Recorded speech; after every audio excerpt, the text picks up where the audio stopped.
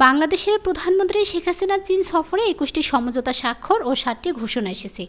এ সময় বাংলাদেশের উন্নয়ন প্রকল্পে ৪ ধরনের ঋণ দেওয়ার আশ্বাস দিয়েছে চীন। বুধবার বিকেলে বেইজিংয়ের great hall of the people চীনের প্রেসিডেন্ট শি জিনপিংয়ের সঙ্গে বাংলাদেশের প্রধানমন্ত্রী শেখ হাসিনার বৈঠক অনুষ্ঠিত হয়।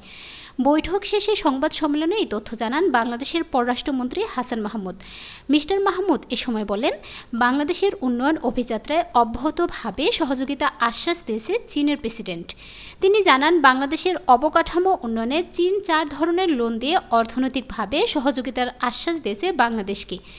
এই প্যাকেজ বাস্তবায়নে একটি টেকনিক্যাল কমিটি শীঘ্রই বাংলাদেশ সফর করবে।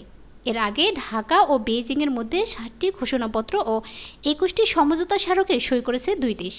বেইজিংয়ের গ্রেট অল অব দ্য পিপলে প্রধানমন্ত্রী শেখ হাসিনা ও চীনের প্রধানমন্ত্রী লি কিয়াংয়ের উপস্থিতিতে দুই দেশের মধ্যে এসব সমঝোতা ও ঘোষণাপত্র সই হয়।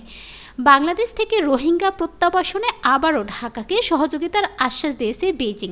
একই সাথে মিয়ানমারের রাখাইন রাজ্যে চলমান সংঘাতে বাংলাদেশে যে পরিস্থিতি তৈরি হয়েছে তা সমাধানে মিয়ানমার সরকার ও আরাকান আর্মির সাথে আলোচনার আশ্বাস দিয়েছে চীনা প্রেসিডেন্ট শি জিনপিং।